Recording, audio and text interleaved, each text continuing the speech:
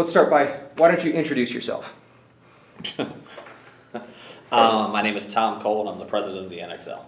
Fair enough. About how long have you been doing that? As long as I can remember. No, I've been president of the NXL since 2015. When the NXL was created? When the NXL was created, yes. Fair enough.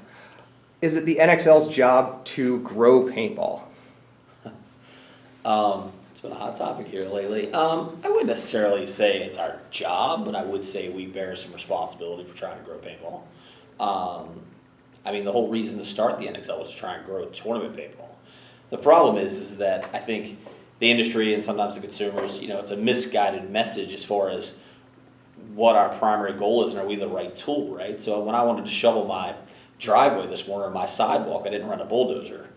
And no more so than when I want to move a bunch of dirt around, do I buy a little shovel. So to say that the NXL is the person should be in contact with people that have never played paintball before and that should be their first experience playing paintball, no. But obviously we bear a responsibility, both because we love the game, I love the game, been playing it since I was a kid, to grow paintball, but also it's in our self-interest, right? Every person that picks up a gun and starts to play has a potential of becoming a competitive paintball player, which is not just good for the NXL, but it's good for the industry, good for everybody. How do you grow paintball? It's a good question. So we've started, first thing was to try and get media attention to tournament level paintball. We lost that in a while during the downturn in the economy. A lot of the paintball companies and leagues, they had to pull back from their spends. And that hurt paintball. I mean, I run into people all the time. They're like, that still exists. That's still a sport. And I'm like, yeah, we've still been plugging away. But so we tried to get it back out on TV. So we did a lot of, and I believe big events is one of the things that attaches. There's no one that's come to the World Cup in the past 3 years that isn't like, wow. And that's outside industry people. So we started with a campaign of, I've been going to sports conferences recently to try and keep our name out. So we have a booth at these conferences where it's both venue selection, but it's also sponsored big-time sporting events, and every other sporting event in the world, from the NFL to the Kickball Association, have booths at these events. And so that gets our attention out to that side of the world that didn't even know we existed. And then we've also been trying to reach out to local media when we have an event, because obviously we're a big uptick in the local economy when we bring an event like the World Cup to the city. I think they said it was $8 million worth of revenue was generated during that time frame. That's their number, not mine. And it's helped. We recently won the Best Western Event of the Year award for the World Cup. That was last year. And this year I was just named. The award from where? It's given to me by Western. I can't even tell you the name of the company. But the next one I do know, it's Sports Travel and Leisure. They gave me Event Planner to watch, and our Chicago event won Event of the Year for that as well. And it's in a magazine, so we'll send that out to everybody. But what that does is it puts us out there with traditional sports. It helps us get the word out that we still exist. Don't you also do something where people can play at events? So yeah, we at World Cup we had over 500 first-time players come by and play. We put a sign up on the outside of the highway there. And we brought people out to come and play all at our own cost, right? So we had a local field come and help us, and it was good. And that's, when people are like, why do you choose these venues and all that stuff? I mean, if anybody thinks it's cheaper to be on the corner of Disney and Kissimmee as opposed to being at Fantasy of Flight in Lakeland, they're confused. And we made that choice so that more people would see the event as they went by. Now, is it as good as Huntington Beach or the heyday being exactly at Disney? Absolutely not. But financially, that's where we're at today, right? We're trying to make these changes to make it something that's sustainable. Is there any chance of ever going back to Disney or Huntington Beach? Huntington Beach, absolutely not. The SAM logistics and the cost is just prohibitive for us. Keep in mind, when the events went to Huntington Beach, it was all 7-man. And 7-man is significantly easier to run as far as field space and time is concerned. I mean, if you look back, it's just a quicker format, a much quicker format to run the next ball.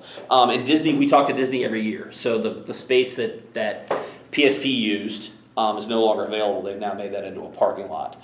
But they are developing some space, and we're in talks with them every year. We just recently talked to them about Europe. So we're constantly trying to move to better venues. let's back up a little bit. There's some people that do not know who you are. Do you even play paintball? What's your playing resume look like? I play paintball poorly. No, I mean, I've been playing paintball since 1986. I've played for one team through that entire time, and that was Bad Company. We won the actual Pittsburgh tournament, the fields that we currently play in the ICC on. And so, yeah, last year, I mean, I play everything, right? I played Tim's event since it started. I played UWL in Mexico. Just last year, I played UWL in Mexico, Tim's event, Living Legends, and Ion.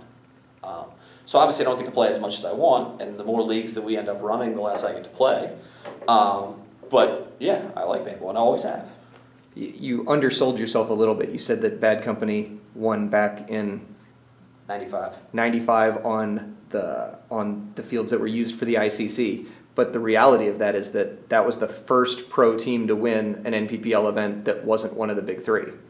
Yeah, we were the first team to break into that, and yes, that would be the All-Americans, Ironman, and Aftershock, who won every event. Very similar problem we have today. The top teams win every time. That's one of the funny things that I was talking about. People are like, you have the same teams winning. I was like, well, no one seemed to mind when I was the team not winning for all those years. It was the same three people winning. So yeah, I mean, I've been doing paintball forever, right? So and that's your playing resume. What is your working resume? Good one. This so in 93, and everybody probably doesn't know this because there's a lot of like people discuss player union and all this stuff. So I was actually the president of the original player union, right? The NPPL was started as a team union. Team union and player union, probably two separate things, but we were the teams, got together, and we didn't like how tournaments were currently being run by the establishment, and we created our own tournament series, and I was made president of that. And so I became president from 1994 to 2001, and so before me was Bob Long. He was president for 1 year. And of that entity, Chuck Hench became the last president. He was the president for 1 year before the big PSP split. And that's one of my things is like through that entire time frame, you know, like I'm the one that paid for all my own travel. I'm the one that paid for all that. And I generated a salary of $0. So from 1994 to 2001, I was paid exactly $0 to run the Players League. And during that time, we went from running like, I think Las Vegas the year in 94 had 36 teams, maybe 48 teams. By the time I left, that was up to about 80. So, But that's a good segue. How is the NXL doing year over year? So last year was the biggest year for high-end tournament paintball since we started. So last year we had over 10,000 people play, and that's not uniques, that's actual play experiences, and I'll explain that in a second. It means that if I play Impact, I'll use Impact example. If they play five events a year, they get counted 5 times. And these are only U.S. numbers. We're not combining extra leagues. This is just the 5 big majors that we run in the U.S. So last year we had over 10,000 people, and that's the highest it's ever been. And what that means is not only do we have more people playing than ever before, but we have people playing more often, which means they're having fun at the events and continuing to play. Now some of that is also the 10-man stuff, right? So some people will play D4, get knocked out, and then go play 10-man. But in my opinion, it just means we're giving a better overall experience. And yeah, I get extremely frustrated when people say paintball's dying and they want to blame that on the NXL. And maybe, I mean, there's definitely some challenges, right? I'm not going to say that paintball doesn't face some challenges, and we're in the heat of it. But to say that we're not growing, we are growing. So that's a good, Vegas is coming up. Vegas is coming up. Damien said that Vegas registrations were down. Is that true? Absolutely not. So Vegas registration is going to be, I think this is going to be the largest West Coast event in 10 years. And I only say 10 years because I can't go back. We have more X-ball teams. And that's the thing, and I'll refer to Joe from Falcon. He always says we're playing monkey math because we had 3-man. But I'm talking X-ball teams. I'm talking 5-man teams. And I do get frustrated when people say, the 3-man teams don't count or the 10-man teams don't count. I'm like, so why do you get to decide what is a paintball player, right? If you play 10-man, you're just as much as a paintball player as a guy playing X-ball. It's just a different format. What are some other common misconceptions about the NXL or even urban legends? My favorite one that's currently going on is that we're a monopoly. It's a joy, because it didn't feel like a monopoly in 2015 when we started, and the PSP was there, and they were the 800-pound gorilla, right? They had all the sponsors. They had all the pro teams. They had everybody. And it was basically me and my 2009 FJ driving around looking at venues, trying to find places to run paintball events, and not paintball parks, which the PSP was currently doing.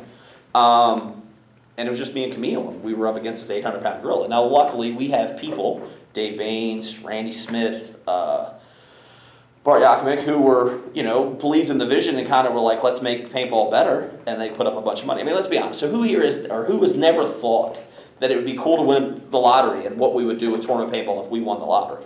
Luckily, we have some people that didn't need to win the lottery. They just happened to have a decent amount of money behind them, and they wanted to see paintball grow. And yeah, I'm sure that's frustrating to people that don't have that type of resources to make something happen. But for me, it's an exciting time because we get to go do some stuff with people that are truly passionate about the game because they actually play it. That's another good one. Who is behind the NXL? Who owns the NXL? Who owns the NXL? So Tippmann owns, and I don't know the percentages, so I'm not even going to get into that part. But let's say Tippmann owns part of it. Randy Smith, Tippmann Holdings, owns part of the NXL. Randy Smith from Houston Heat owns part of the NXL. Bart Yakovic owns part of the NXL, and Dave Baines owns part of the NXL. Dave Baines is actually the brainchild behind the whole thing. He's the one that called me and got us all ramped up, Hopefully that's all. Hopefully I didn't mess something up there. It's like giving the award speech and you forget who's important. Those guys have been great. They've been super supportive. And never once, and even with the people, like we started up, obviously it's some type of a semi-war with the PSP, right? When I started, there's no way that wasn't going to be a little bit of a hostile environment, but I never felt, those guys never sat in a closed room and said, how can we milk the player for every dollar they got, right? They just had a different view of what it was going to take to make paintball mainstream than I did. And so instead of, and this is one of my frustrations with all the people online that are talking stuff, is that we didn't go and just bash what they were doing. We would just try to do our own thing. And it was successful, right? And so now we're growing paintball. Not to say that they couldn't have continued to go do their thing and also be equally well.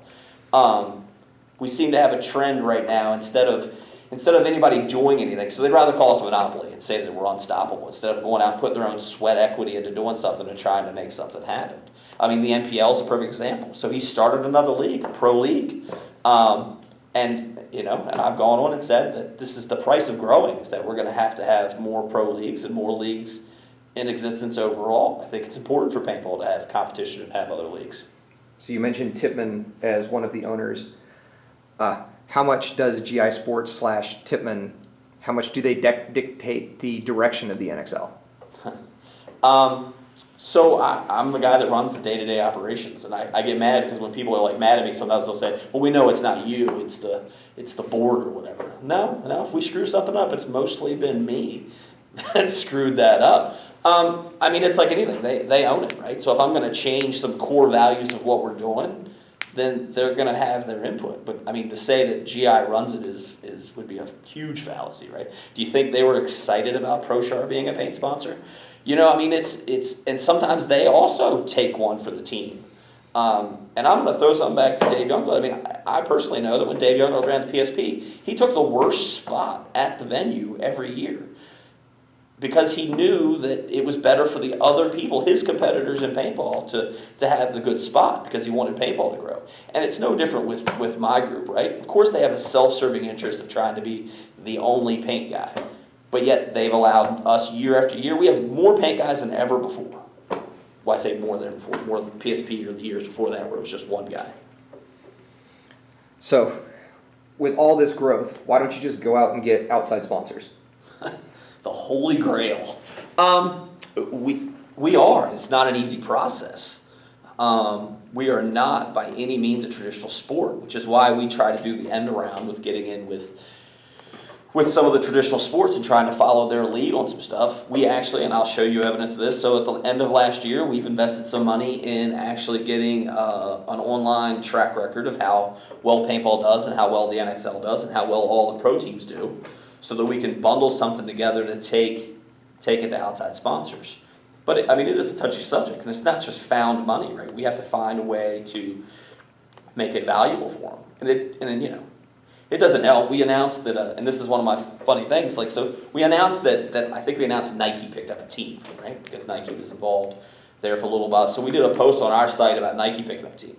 And the first response isn't congratulations or whatever. It's like, why wasn't it Adidas? Right? So it's, in that climate, in that environment, why would anybody jump in and sponsor us?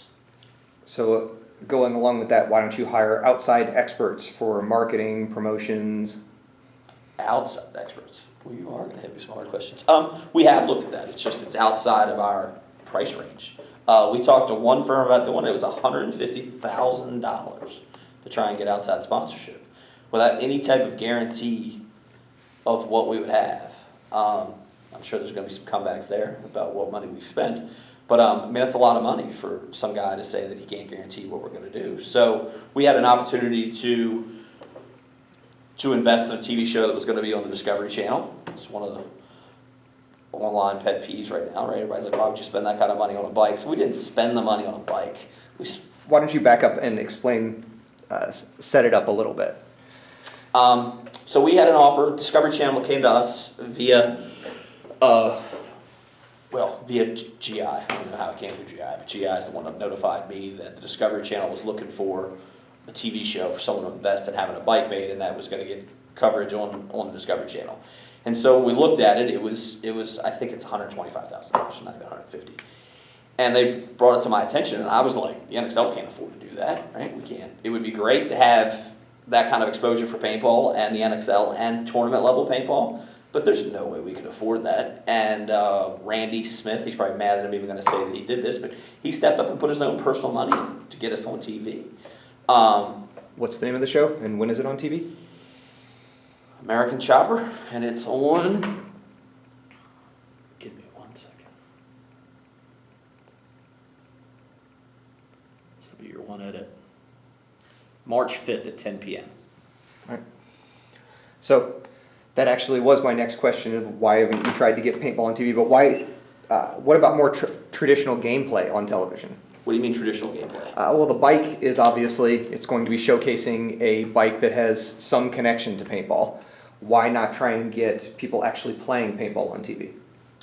We tried. I just don't have a solution for that. It's not an easy task. And you would think it was easy. Like, I get just as frustrated as everybody else when I see ping pong or breakdancing or cornhole or any of those other sports that I think are way less cool than we are. It's just been hard. It's just been hard. Fair enough. So how do you feel about Go Sports NXL coverage? Wow.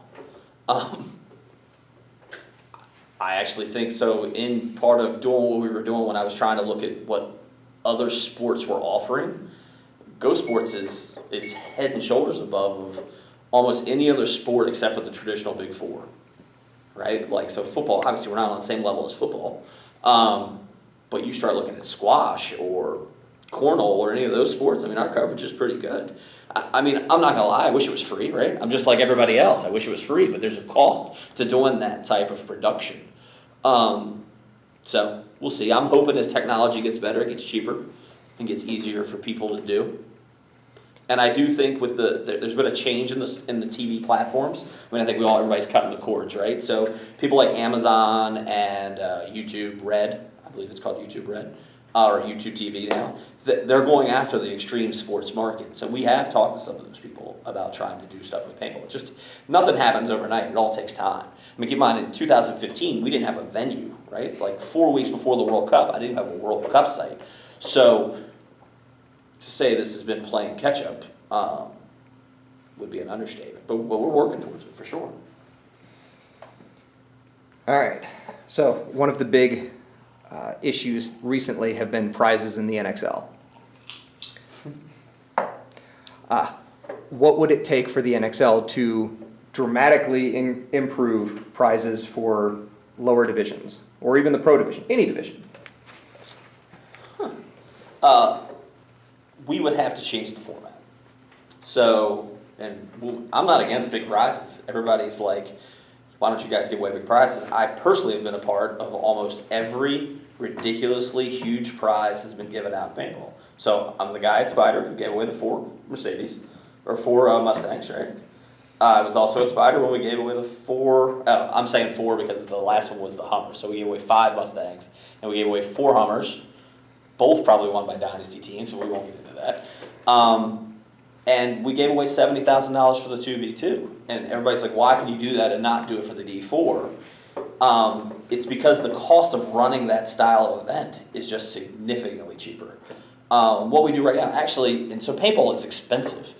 But in reality, it's cheaper per minute to play than it's ever been, whether it be because of the paint or also because we're giving people so many minutes to play as opposed to when we were playing 7-man. I mean, if you look at a 7-man tournament where we used to play in the APPL back in the day, you played 8 7-minute games. So what is that math, 56 minutes? Something like that? Well, that's, you're playing way more than that. And you're eating up way more field time than that with an X-ball match. So those costs have been incurred on our end. And so, the first place to suffer is the prize package. I mean, when I played 10-man back in the day in the woods, we would win, our first prize in the World Cup was $40,000 cash. And so, yeah, that's a huge prize package.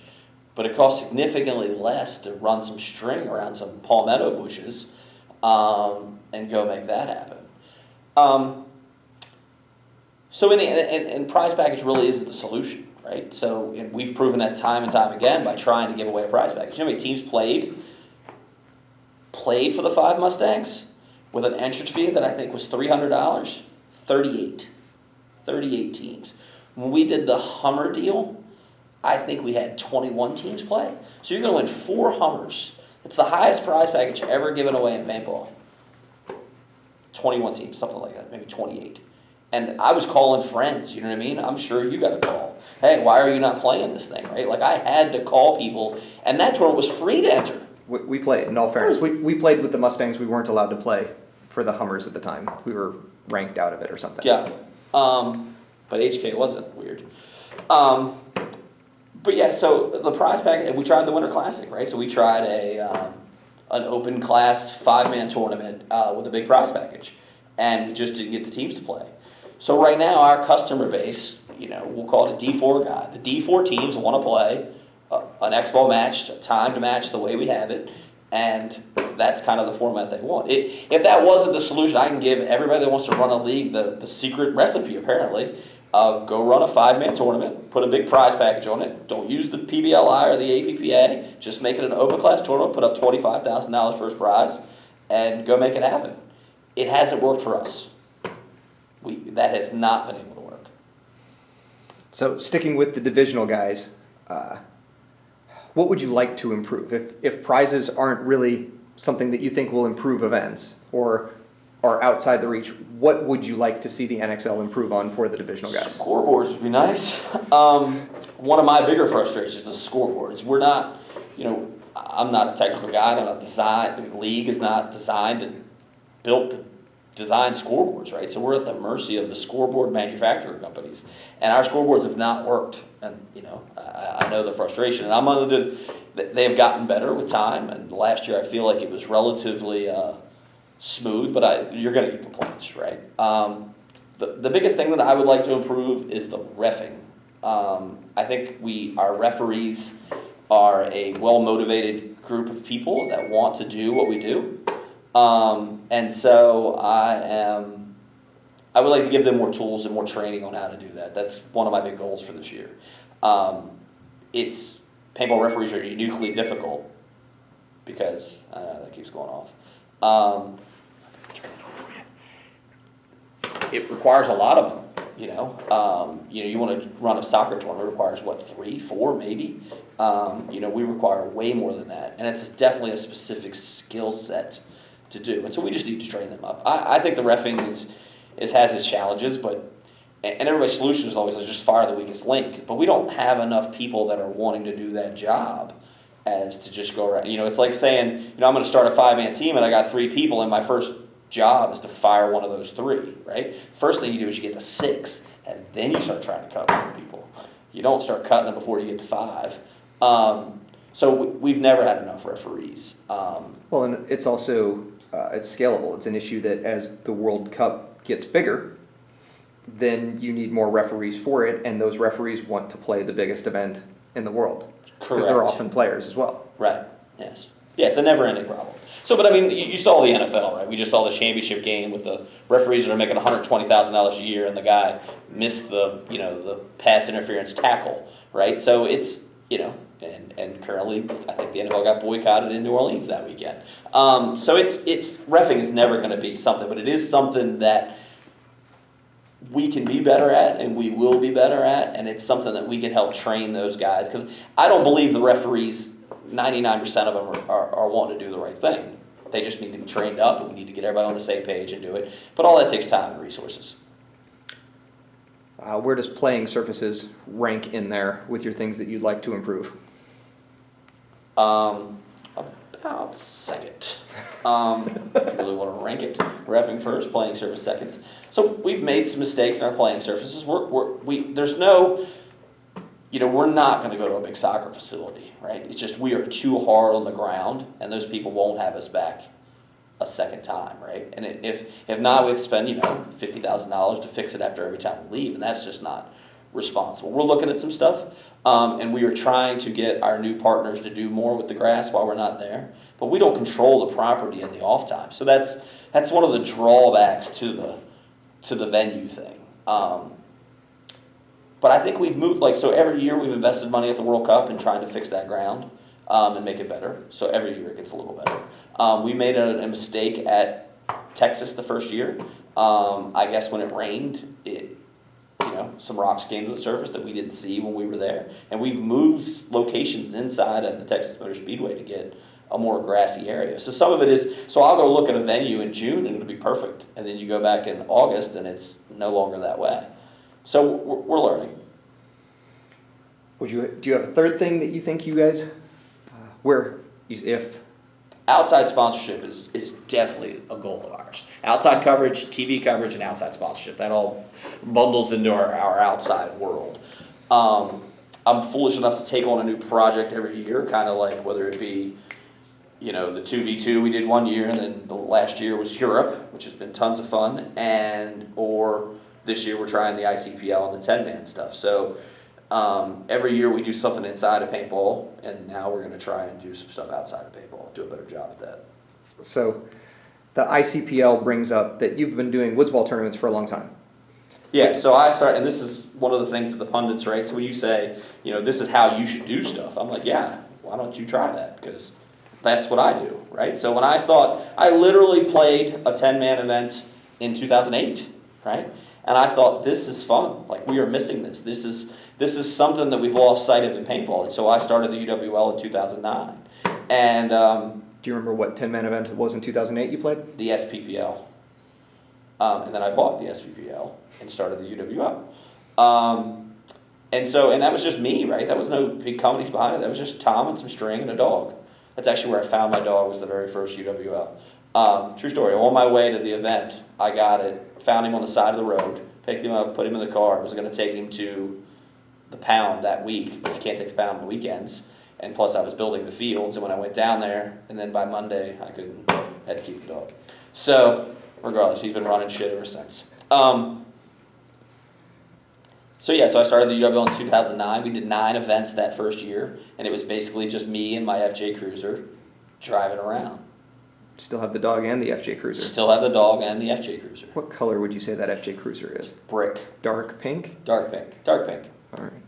So, tell us about the ICPL, or the evolution of the UWL and now the ICPL.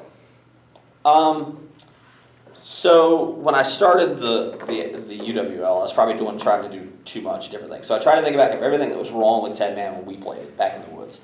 There was always disadvantages for the field sizes. There was always different stuff that we didn't like. And then I was also trying to bring in a little bit more of a mil-sim, big game type crowd. The SPL had done that, but it was too far, right? They had gone, in my opinion, they had too many crazy rules. And that's saying something for a guy that had a sniper and a heavy gunner. But so we created a derivative of that. And the real challenge is that we had some real pros playing, or traditional pros like Bob Long. That's my favorite story, because our games were 30 minutes long, and Bob won the first game in 34 seconds, and I didn't know what to do, because it was supposed to be a continuous game for 30 minutes, and I was like, well, that didn't work. So we had to revamp that a little bit. But, we started with a mechanical division. We were the first mechanical division. I mean, all those guys like Matty Marshall and Todd Martinez and Bob Long, all those guys were playing our event with autocockers in 2009. And there was even actually a fair amount of automags back then, cool enough. And, we were getting, we were probably doing 12 teams in the beginning, and the last years that we were really running, we were probably doing about 30 10-man teams. But we had some rules that were non-traditional, right? So we had a heavy gunner, and we had some weird flag things. We had a respawn. Oh, the stupid pump gun. And a stupid pump gun that you played with the whole time. But, it was fun. I like the games. I reffed all the games. I was, I think it's great. And I personally love 10-man. I think 10-man is the best we've ever had. Right? So now you're bringing it back. So now I'm bringing it back. Well, let's give some credit to Tim. He did start the whole 5.5 thing. I think it's great. I think it's, it's great on many levels. Everybody gets to be a hero at 10-man. Everybody gets to make up their own story. We've lost that a little bit in the world of, who's the fastest guy that can get to the snake. I'm never going to be the fastest guy to get to the snake. I never was, and I sure as hell am never going to be it again. So the fact that I can go out and play against, the AC Dallases and the X Factors and compete is saying something. And so I think 10-man is a great format. Woods, I'm not a huge fan of hyperball, but I do like the woods and the mounds a lot, personally. And so we're just trying to take that to the next step. And I do think we needed a series. I saw some segmentation of the marketplace. I've seen a bunch of people throwing events and not a lot of teams showing up in any of them. So we're hoping to kind of consolidate it into one place and let it go. And the other advantage of woodsball of that type of paintball is the fact that anybody can play it and any park can host it, where they don't have to set up a huge elaborate apparatus. They can just say, go play field 6, which is the woodsball field, and go make it happen. So as somebody that now runs an international league with NXL Europe, a national league with NXL, and then the ICPL, why aren't there other national leagues? Because I say this over and over, we're the only ones dumb enough to do it. It's, we'll go back to that monopoly thing. Let's say we spent, and I'm going to throw out a number, let's say we spent $2 million to invest in the NXL. That's nothing in the real world of investing, right? So a McDonald's costs $2 million. There's not only one McDonald's. And the reason is because there's not the same return of investment on running a professional paintball league as there is any other kind of business. So unless your heart's in it, right? Unless some of your return is actually the enjoyment that you see on people's faces at the events, then there's no reason to do it. So, or you're going to benefit from paint sales or whatever the reason is. But, we have gone through this and system, and I'm truly concerned that no one else is ever going to step up again to do tournaments on this caliber again. If the NXL happens for whatever reason to go by the way, then there's no one that's going to step up and invest millions of dollars again, and we will be back playing, without a national circuit. That would be a shame. You've been a great sport and answered all of my questions. Was there anything that you were hoping to cover in this interview, or anything that you would like to close with? Yeah, the shots that we get at PBLI or the APPA, formerly known as APPA, I do believe there's a huge misconception there, and it frustrates the hell out of me. So people are like, the APPA mandates who plays where and yada, yada, yada, yada. And it's just not true. It's just ignorance, right? And I have one of my favorite lines of all times is, for evil to happen, it takes good men to do nothing. Well, I have another one, for stupidity to reign. It just takes smart people to not ever say anything. So when someone says, and it just happened just recently, where someone wrote, GI is now the only paint of the NXL. And I've seen that on multiple places, get all over the place. And it's just made up. That had no basis in reality at all. We now have 3 sponsors, one of them being ProShar. So the APPA, or PBLI as it's now called, it just ranks players. And it doesn't tell tournaments that they have to use those rankings. It doesn't tell tournaments that they even have to use the system. I ran the UWL without the PBLI, right? Much to my own pain. But you can run, and Tim's event's a perfect example. He runs an open class tournament. There's no classifications, but he still uses PBLI. PBLI is just a way for tournament guys to run tournaments easier than ever. Just imagine how hard it would be to run a tournament without the PBLI now. Everyone goes there to sign their teams up and register and pay. If every tournament operator had to do that, then every one of them had to create their own Facebook group, try and figure out who was doing it or whatever. Now it becomes official once it's on there. And each league chooses the parameters that it's going to put for its divisions. They don't have to use what's preset in there, and they don't even have to do it. And Tim's is a perfect example. We play, you can be the worst team in the United States with no one on your team that's ever played paintball before, and your first game can be against San Antonio X Factor. It's completely open. And Tim's proved that there's some, he has 75 teams that want to do that. So I'm all about the evolution and all these different people trying different things. So the PBLI is just an extension of that. It's open to everybody. You can use it or not use it or whatever.